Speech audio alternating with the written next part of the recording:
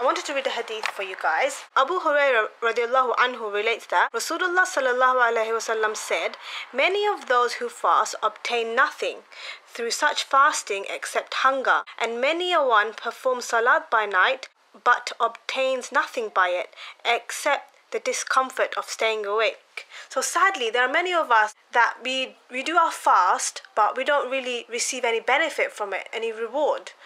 With regard to this hadith, the ulama have mentioned three different interpretations. First, this hadith may refer to those who fast during the day and then for iftar eat food that is haram. All the reward for fasting is lost because of the greater sin of eating haram, and nothing is gained except remaining hungry.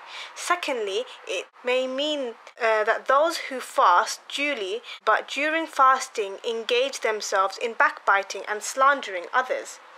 Thirdly, the person referred to may be one who, while fasting, did not stay away from evil and sin. In this hadith, all such possibilities are included.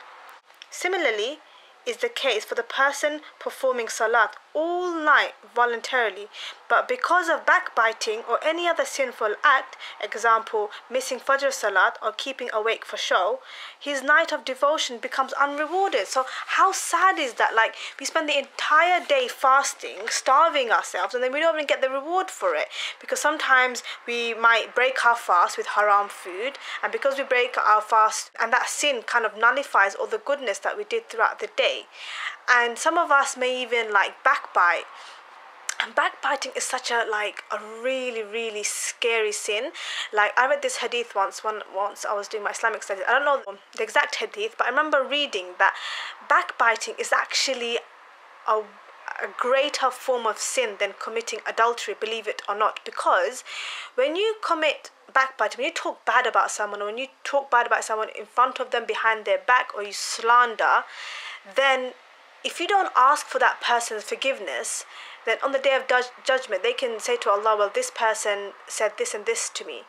And unless that person forgives you, then, you're kind of stuck. Whereas something if you do a sin that's on yourself, then you can ask God for forgiveness. But something that you've done, like you've mistreated somebody else, unless that person forgives you, then Allah can't forgive you, because the person that you did wrong to, they have to forgive you first. That's why I try, especially as women, we gossip and we talk so much nonsense sometimes. Sometimes it's just best to keep quiet.